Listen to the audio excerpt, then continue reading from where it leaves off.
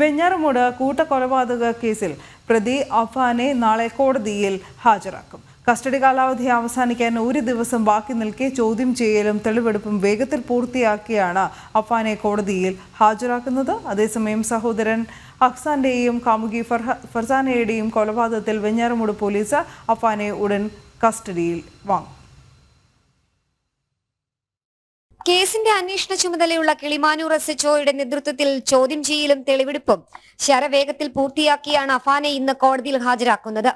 3 ദിവസത്തെ കസ്റ്റഡിക്കായി കഴിഞ്ഞ ദിവസമാണ് അഫാനെ കിളിമാനൂർ പോലീസിന് വിട്ടു നൽകിയത്.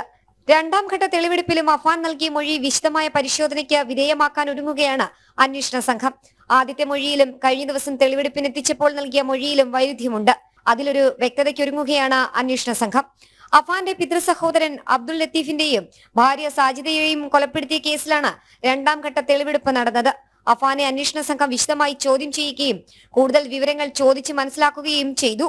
കസ്റ്റഡി കാലാവധി അവസാനിക്കാൻ ഒരു ദിവസം കൂടി ബാക്കിയുണ്ടെങ്കിലും തെളിവെടുപ്പും ചോദ്യം ചെയ്യലും പൂർത്തിയായ സ്ഥിതിക്ക് ഇന്ന് ഉച്ചയോടെ അഫാനെ കോടതിയിൽ ഹാജരാക്കും. തുടർന്ന് അനുജൻ അഹ്സാനെയും കാമുകി ഫർസാനെയും കൊലപ്പെടുത്തിയ കേസിൽ വെഞ്ഞാറമൂട് പോലീസ് അഫാനെ ഉടൻ കസ്റ്റഡിയിൽ വാങ്ങും.